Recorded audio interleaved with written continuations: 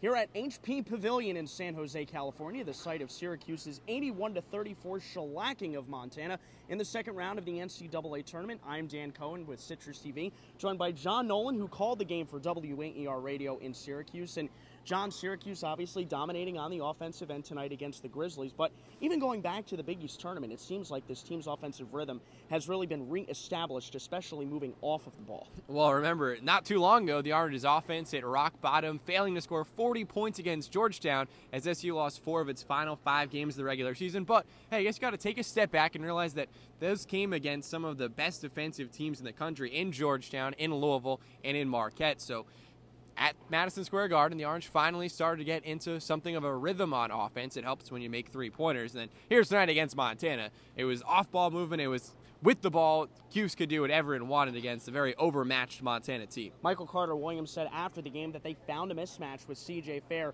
in the soft spot in the paint, and he had a fantastic game for Syracuse. Brandon Trish also contributing 20 points for SU. And, you know, coming into this game, John, everybody's healthy. Everybody's ready to go going into that, coming into this tournament after making it to the Big East championship game. But, of course, the news came out that CBS Sports reported that the team was under investigation for major violations by the NCAA, and Jim Boeheim said before the game that it wouldn't be a distraction, and he was right. The team had a great focus all evening long.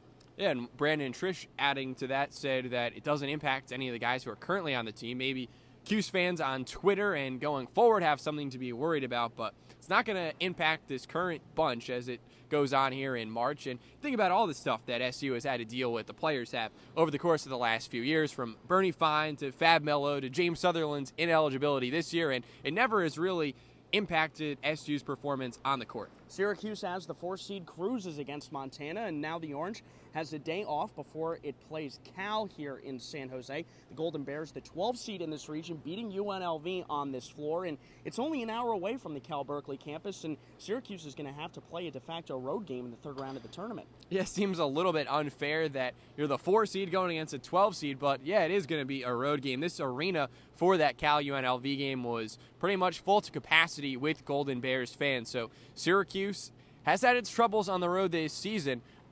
If the Orange plays half as good as it did against Montana tonight, it won't be an issue, but of course you figure that the law of averages has to balance out a bit, and it will be a difficult matchup against a Cal team that won 7 games in a row towards the end of the regular season in the Pac-12. A Big East Pac-12 matchup in the third round of the NCAA tournament following Syracuse's 81-34 win against Montana. He's John Nolan of WAER, and I'm Dan Cohen of CitrusTV. And for more coverage from the NCAA tournament, be sure to get to our sports blog at sportsblog.citrustv.net.